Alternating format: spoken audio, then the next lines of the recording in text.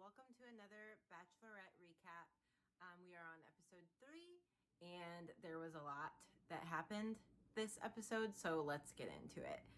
But first things first, I just spent the last hour to hour and a half looking all over my house for my microphone cord. I thought I was getting fancy. I bought myself a microphone really for my camera, but the lens that I have on my camera just like is not doing it. It's way too wide, or maybe it's not wide enough. I'm trying to act like I know a lot about cameras. I do know a decent amount. I know how to take a good picture, but basically I have a 50 millimeter on there and it needs to be way too far away from me, and so the sound just like is not there. So I decided I was going to use my phone, but I have to have an adapter for my phone. Could not find it anywhere. I'm looking in my car, I'm looking in my bags, because I spent last weekend dog sitting my sister's dog. And so we were kind of back and forth, but I had planned, like, I brought everything over there. I don't know why. Like, I don't know why I thought I was going to record some content. I don't know what I was thinking. And I distinctly remember putting this cord in my hand, but you know, me and my ADD, self-diagnosed, I have no idea where this cord is, and until I find it, or until I just decided to go on Amazon and get another one, which is something that I should probably just do, we're just going pure camera. So, I'm gonna hope that the sound is okay. Can you guys nod if you can hear me? Just kidding. This is not live. Okay, but let's get into it. Let's get into it. So, this episode was full of drama, and I'm gonna say, like, it was kind of mild drama. Like, it didn't seem like the guys were yelling a lot, but it was dramatic nonetheless, and I was back and forth all over the place with how I felt about some of the guys, and I take back some of the stuff I said last episode, so let's just get into it. We started out the episode with the guys still sitting on the big sectional. They are coming at Carl right on the edge of the rose ceremony. So they find out that Carl is the one that is talking about everybody, kind of like starting unnecessary drama, and they are all having their turn at him. They're all kind of going at him, and the one that I really was concerned the most about was Trey. The first couple episodes, he was like such a light and so lighthearted and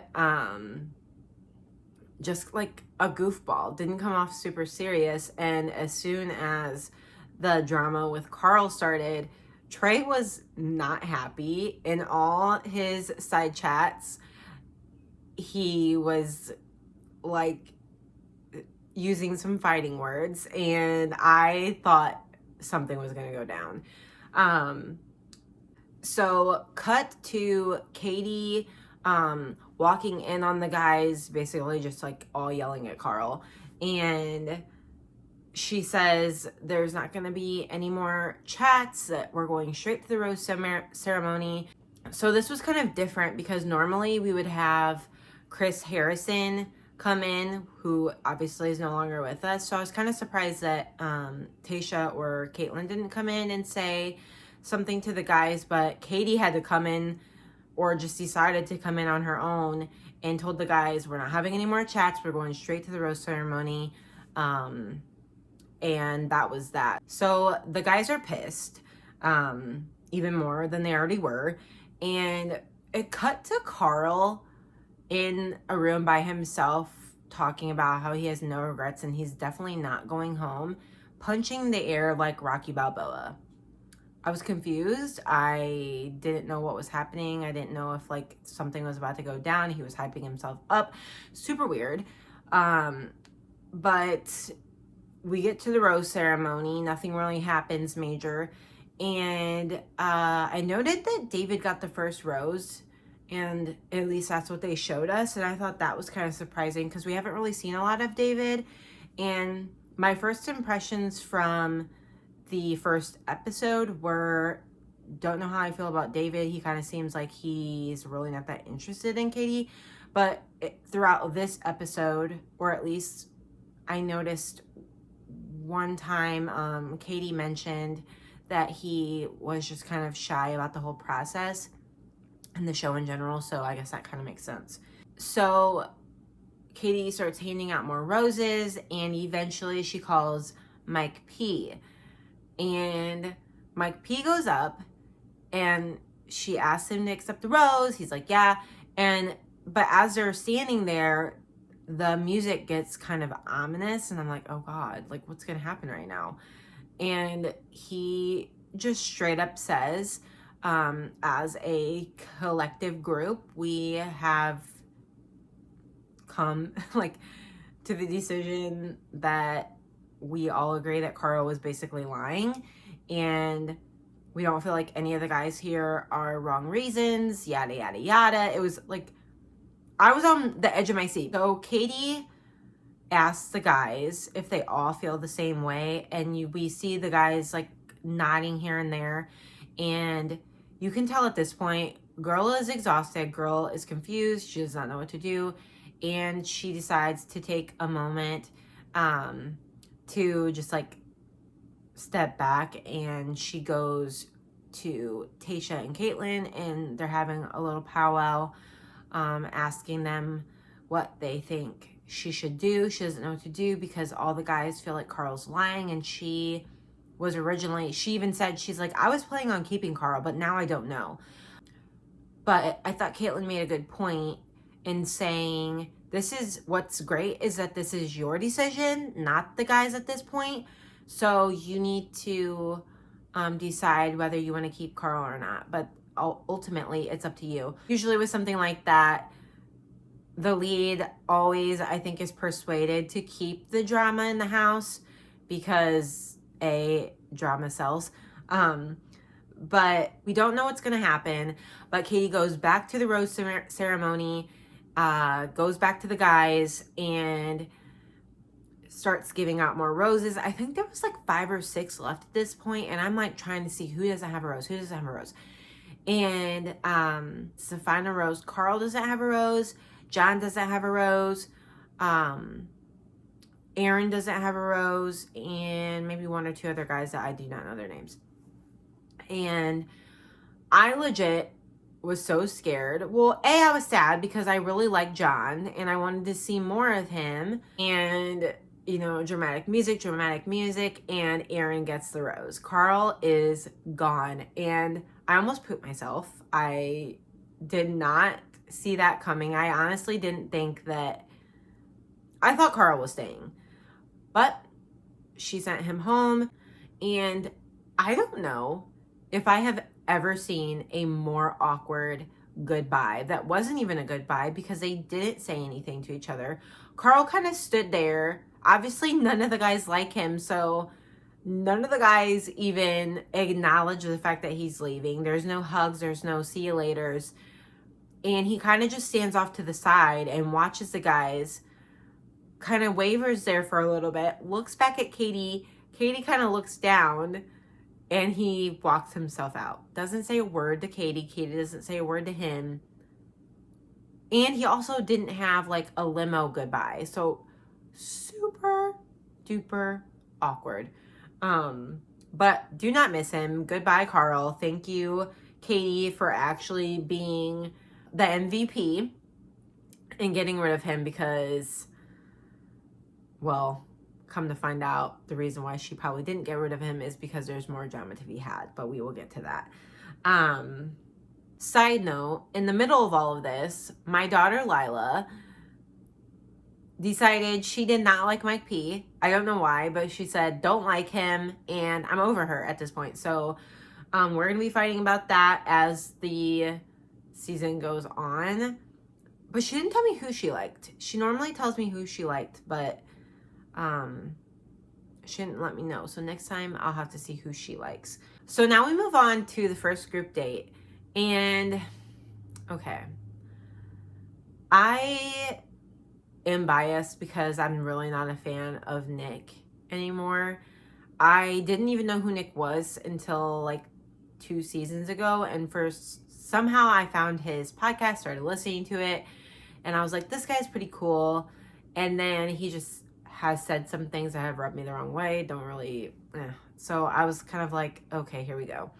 And the whole premise of the group date just kind of made me cringe. I don't know if it's because it was just like so personal, and it was just like, oh God, like I feel like this is one of those AA meetings that outsiders aren't supposed to be invited to. It's supposed to be like, lock and key. This is a safe place. And we're all just like creeping in the background, listening to these guys' deepest, darkest secrets. But made me super uncomfortable. I'm not gonna lie.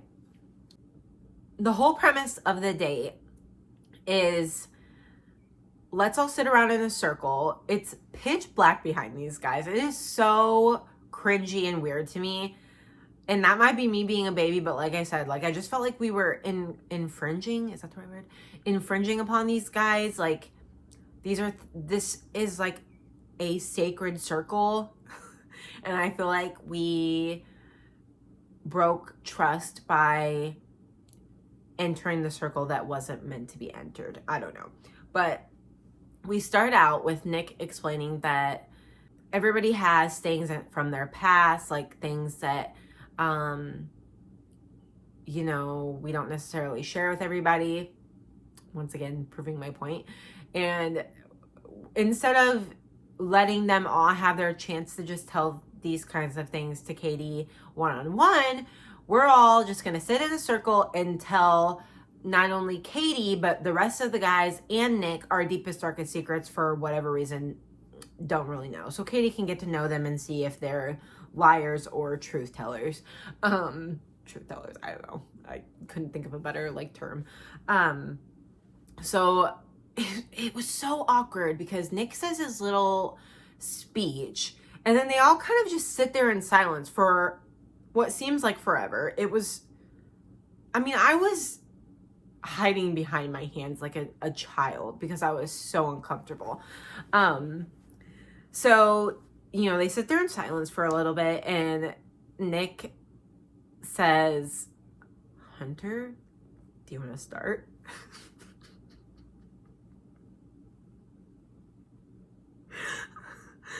You guys, Hunter starts telling this story. And not only was I horrified because, I don't know, Hunter horrifies me. I don't know, and not in a mean way. He starts automatically getting very emotional and crying. And there's nothing wrong with a guy crying. It's just because it's him. Scaring me. He starts crying and telling his story. And his story was touching. It was, you could tell he was being sincere. I'm not trying to knock that at all. It was just the circumstances and because it was him. But he tells the story about how he had been married before and him and his wife had 2 children. And because he wanted to be the super great provider, he started working a lot and he used that as, he was kind of vague, but basically what I got from it is that he was working a lot and putting his work above his, over his family and prioritizing work over family. And it just kind of made him and his wife drift apart. And it made him feel really guilty because the thing that he was doing to better his family ended up breaking his family apart. And so it was a really touching story. And it made me feel so I was like, oh, but at the same time, ugh, because your crying is making me feel very uncomfortable. I think what made me more uncomfortable about it is knowing that all these guys are watching him ugly cry and Nick is sitting there and it was cutting to Nick. And Nick's face, I don't know. I just don't really get why Nick was on this date. I think it's because he has this on his podcast. He has people call in and talk to him about dating advice. And I'm just like, why are we talking to Nick about dating advice? He's been on the show multiple times. He just now is in a relationship with somebody who, well, let's not get into it.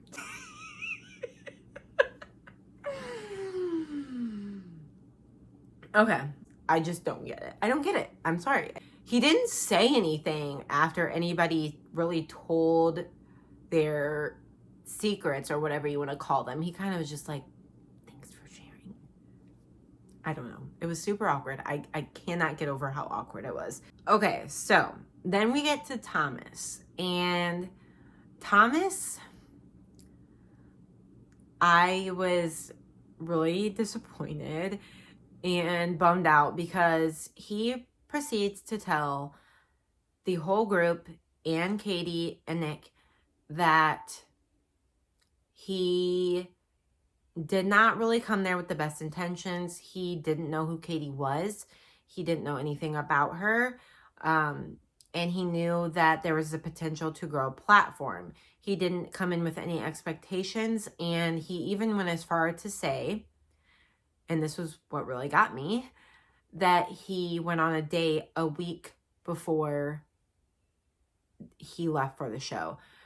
Now, I don't want to sit here and say that he's manipulative. I won't even go that far. The guys are all talking about it later on.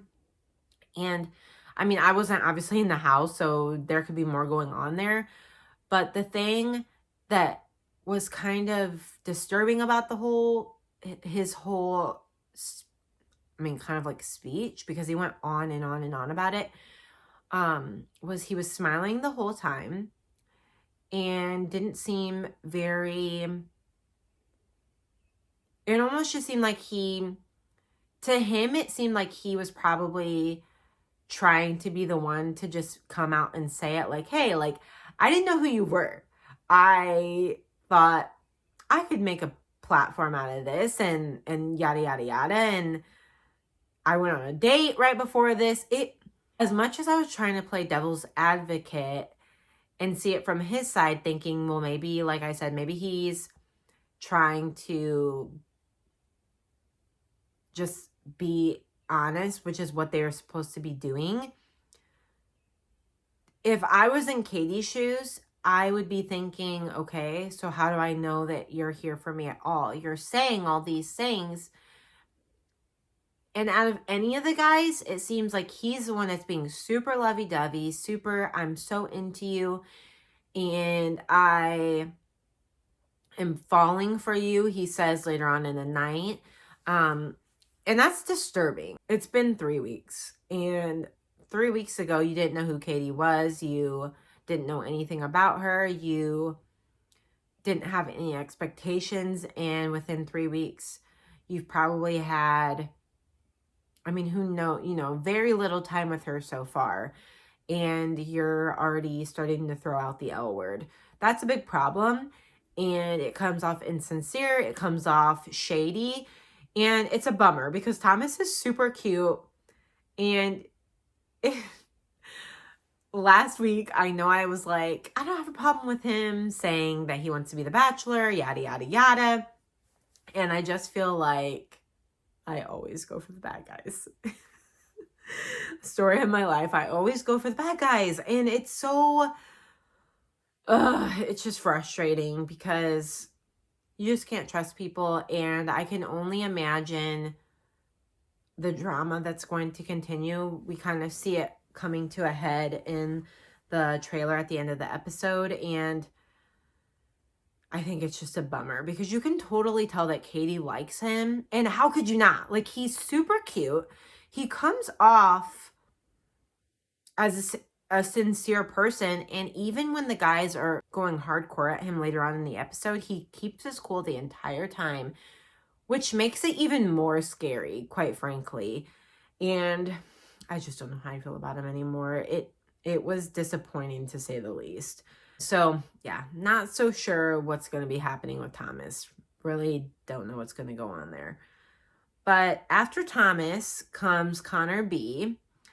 And Connor says in one of his side chats that he's really nervous to tell his story because he's not the good guy in this story. And I'm kind of shaking in my boots because although there's some things that I really don't like about Connor, the way he kisses Katie, it's repulsive. I like his personality and he seems to be a genuine guy, but I don't know. It's a little, the making out is what kills it for me. But anyway, so his story is that he basically had a problem drinking back, I think he said when he was 24. He was in a relationship and he was just drinking a lot. When he was drinking, he was just like acting in a way that wasn't cute, wasn't nice. He was being maybe aggressive and just saying a lot of things that were hurtful to his friends and to his girlfriend especially. And he said that one night him and his girlfriend get in a fight. They get in a fight and he goes to a party, gets drunk, gets high, and ends up cheating on his girlfriend. And you could tell he was super shaken up about it. He said, I'm not that man anymore. That's just not me anymore. And I mean, it came off really sincere. That's all I can say about it. So Katie thanks all the guys for telling their stories, and she decides that since the guys all shared so much and it seemed like they were also sincere, that she wanted to tell a story of her own. And it was something that you could tell was super hard for her to talk about. We find out that Katie, okay, she didn't use the word rape or sexually assaulted. She just said that she was in a situation 10 years prior where she had gotten drunk on New Year's Eve and was in a situation where consent was not given. It made her feel just really bad about herself. I don't want to put words in her mouth because I didn't write down exactly what she said, but basically it messed her up. And she even tried to then be in a relationship with this person, and it really made her view of sex a negative one. And it just, I think she talked about not wanting to have sex, kind of being afraid to. It made relationships with other people kind of strained because of that, and I felt really bad for her. I definitely have been there almost to that extent exactly, and I really felt for her. And yeah, I'm not gonna get into it because I feel like I'm getting emotional, which is weird because I didn't get emotional during, but I think when you're talking about it, it's like a whole new ball game. But I felt for her, and you know, she didn't really get too deep into detail, and I'm sure we'll learn more about it as this season goes on. But my heart went out to her, and I'm glad that she was able to come out of that and be this more bubbly, happy person, because I know all too well how something like that can really really get to you and just kind of make you feel some type of way about yourself and just really get you into a dark place. So that was pretty much the end of the day portion of that date. They all group hugged, which was nice, but again, kind of strange. And that was that. So we cut back to the house, and Michael B is talking to Mike P, and my notes literally said, and some other guy. I have no idea who this guy is that is sitting there with the other mics, but I don't know who this guy is. I feel like I've never seen him before. And if I have seen him, I don't remember seeing him. But he's talking to the guys, and he tells them that he actually lost his wife a couple years ago to cancer, and that it has been tough, but he is trying to, I think, step like out of his comfort zone and get out there.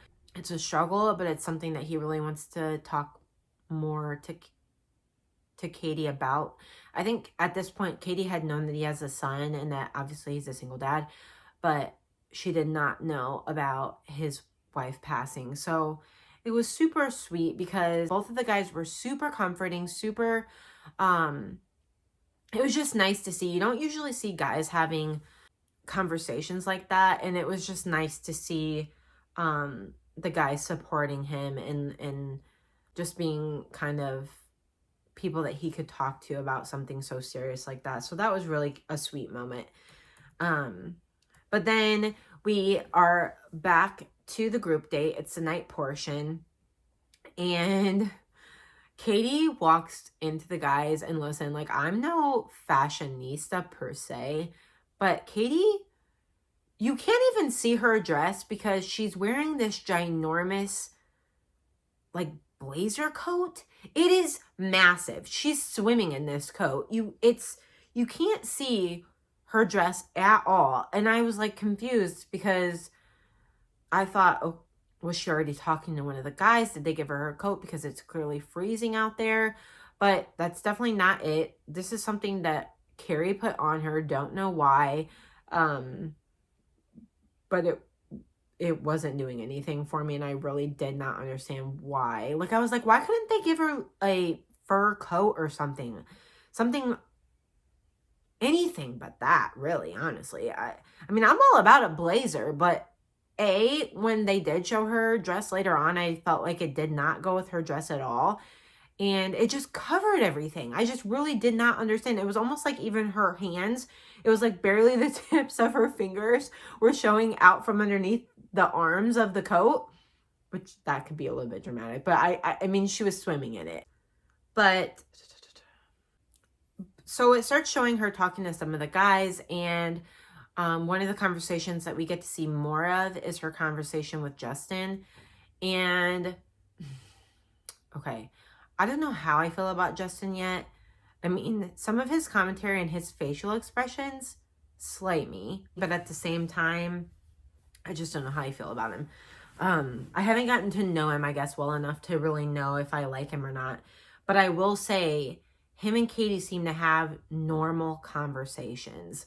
Justin just straight up was like, how are you doing? I just want to make sure you're doing okay, especially after you shared your story. It was really touching. And it was nice to just see them kind of go back and forth and talk about how heavy that date was. But that it was nice that they were able to get to know a little bit more about each other. And especially the things that they shared, they were things that were important to know about somebody that they would potentially be dating. So I just thought it was nice that it's just nice to kind of see that, because like I said, you just don't really see that. You don't really see a whole lot of real conversations that seem like they aren't even on the show. They're just two people getting to know each other. So that was cool. Then, I mean, I kind of already touched on this, but we see Connor talking to her. They have a nice little chat, but then the makeout, I don't know what is happening. He's grabbing her. He's leaning into her. I don't know if he thinks he is Leonardo DiCaprio. I don't know, like, what's happening. If we're on the Pride and the Prejudice. The Pride and the Prejudice.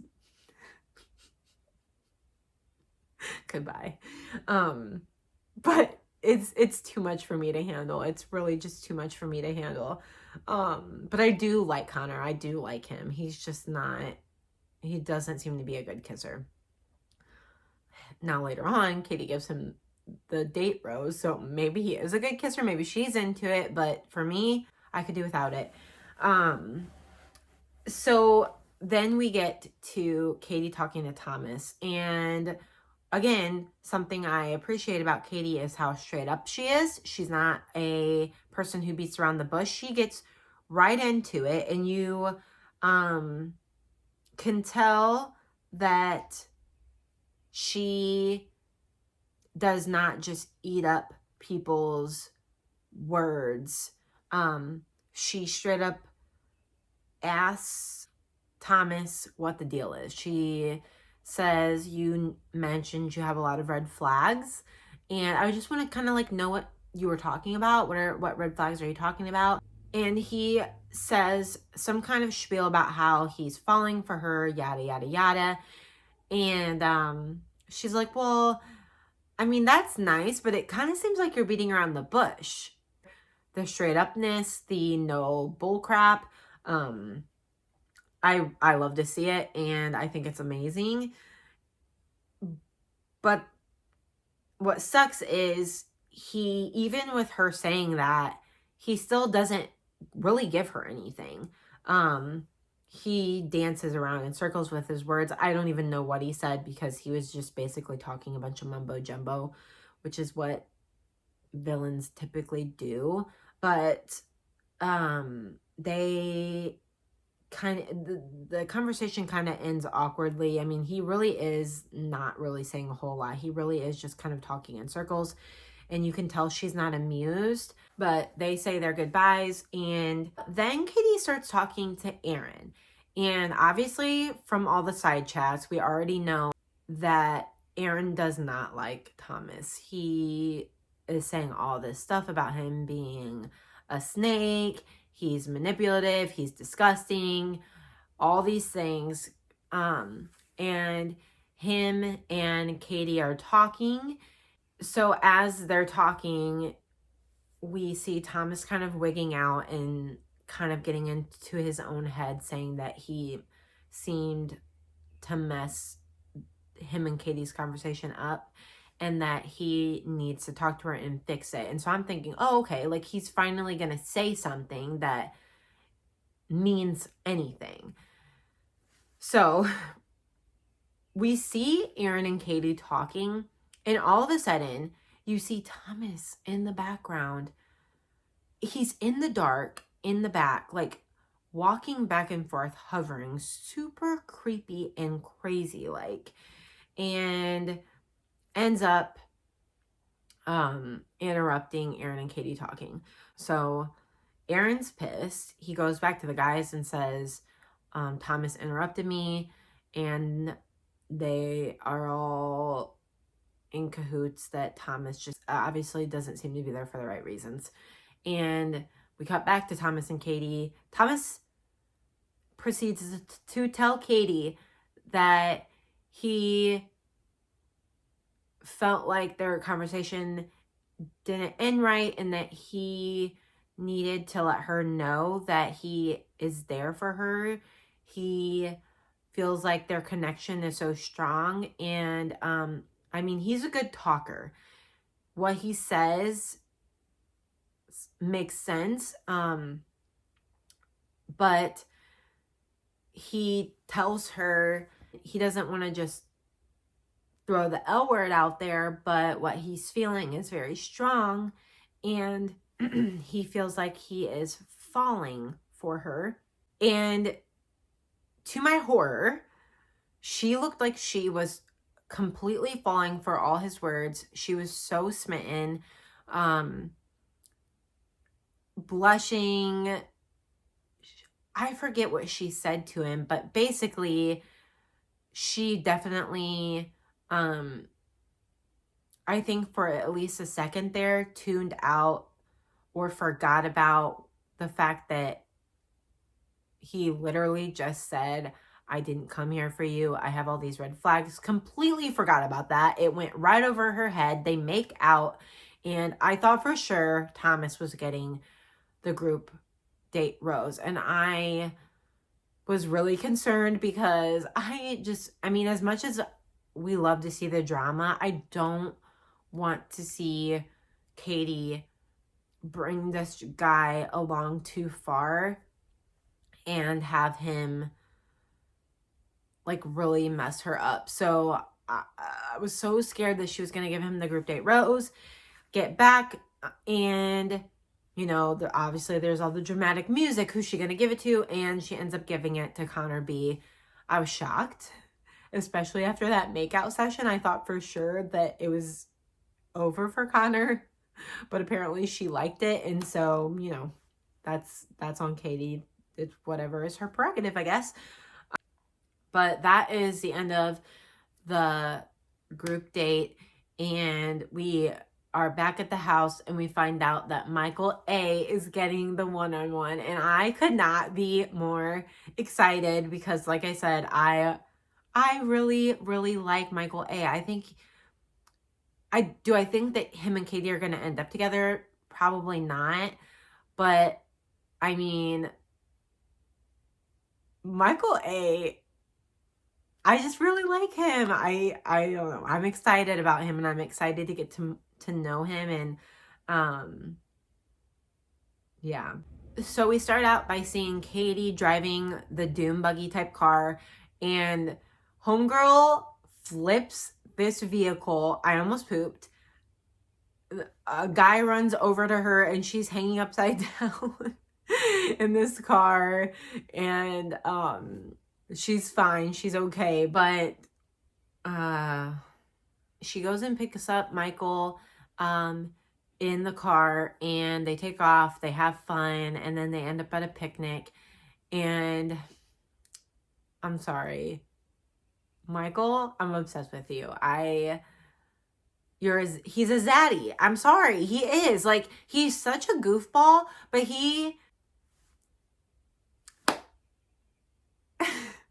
I'm at a loss for words because he is just the sweetest.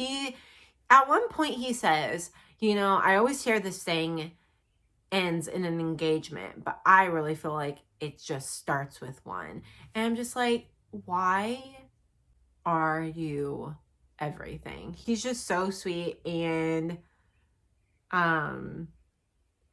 you can tell, and honestly, Katie, it really likes him. You can tell she really likes him. And honestly, like I said, like I don't think that they end up together, but I really feel like they should end up together, because I honestly feel like her out there-ness and his dadness and his like chilled, laid back way, I think they go together really well. I think they like marry together really well, and I would love to see them together, honestly. I think it'd be really cute, and I think that they would be a good couple. I think they'd be a good match. I really do. Especially after this day, I was like, okay, you guys are really cute. But he asks her if he can kiss her again. And as much as it cringed me last episode, it was so cute because she is like, abso-freaking-lutely. It was so cute. Like I feel like they could go far. I really do. I am rooting for Michael. I just really like him, and I like them together. But back at the house, Aaron is getting on my nerves at this point. He is just kind of going a little bit overboard about Thomas. And I mean, I kind of get it, but at the same time, I feel like you're being dramatic. I feel like you're being a little bit much. Take it down maybe just a few notches, and I am on the same page as you. But it's getting to the point where I feel like he is losing his mind. And then Hunter, I was dying because if you happen to listen to the Chatty Broads, when they did their episode where they go through the guys, they said that Hunter would be the guy that either talks to the problem in the house or is talked to about somebody, and then goes and tells everybody in the house. And so when he was sitting there with Thomas, I had a good little laugh because I'm like, here we go. Chatty Broads are always right. Get back to the night portion of the date with Michael. And Katie says that she's basically loved the date, and it felt like they had been talking for like a month and they were just meeting today. Michael is so cute. He's like, yeah, like pen pals. I'm like, I could not be more in love with you. I love him so freaking much. He has the sweetest soul. He seems like he's like just such a I don't know. He is, I'm smitten with Michael. I'm sorry. I just am. Okay, so if it looks different, it's because I had to get up. I was fading and I needed to get me something to eat. So I am back and I'm ready to continue talking. Talking is not as easy as it looks. I just need to reassure all of you. I don't talk to anybody all day and I'm just like, oh my God. So much talking. You would think I would love it because I don't ever talk to anybody, it seems like, at least not physically. Like talking for an hour physically is demanding. But I got a little something in my stomach and we're gonna keep on rolling. So we get to the night portion of Katie and Michael's date, and Katie really seems to like Michael. She tells him that it seems like they had been talking for a month and their date was the first time they were meeting. And he was so cute. He says, yeah, like pen pals. It was so cute. I really like Michael. I think him and Katie would be really cute together. I really do. I think their personalities balance each other out really well. And I don't know, Michael is a zaddy in my book. I really like him, and I think he seems like just good people. So I'm excited to get to know him better as we follow Katie's journey. But Michael starts to tell Katie about his wife, and it was really heart-wrenching because you just know that is a good guy. And him and his wife, I think he said they had been together for 16 or 17 years, met super young, and they had their son, and 7 months later his wife finds out that she has breast cancer and that she fought for a really long time. She was an advocate and she was just a very special person, and she lost her battle 2 years prior to the show. And he said, which I loved their conversation. I just really loved it. He tells Katie that he wants to make sure that whoever he ends up being in a relationship with, he wants to assure them that even though he loved his wife and he felt like she was the love of his life, that doesn't mean that he can't have something just as special with somebody else, and that he is committed to showing Katie that they can have their own unique story. And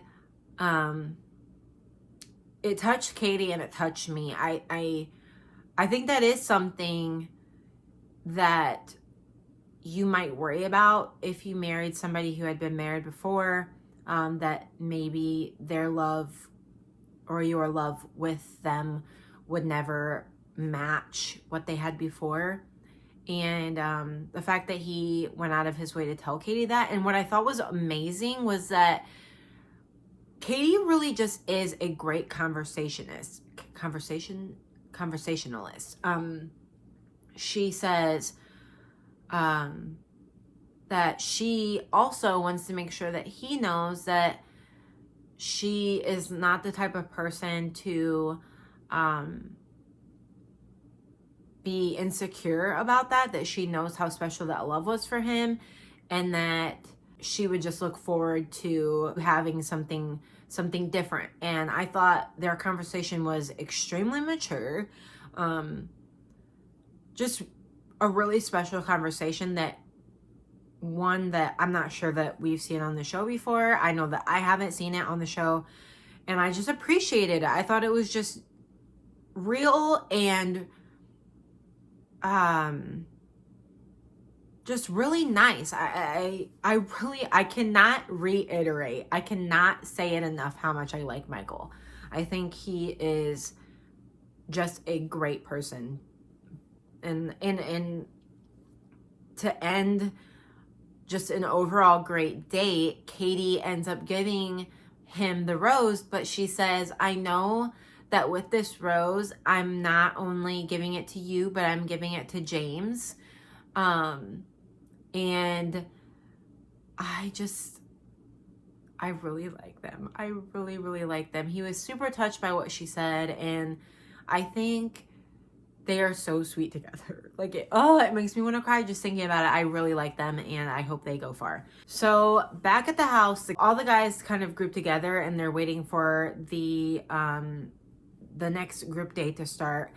And Hunter, surprisingly, speaks up and just kind of calls Thomas out and says, how you're being a shady. We feel like you have wrong intentions here.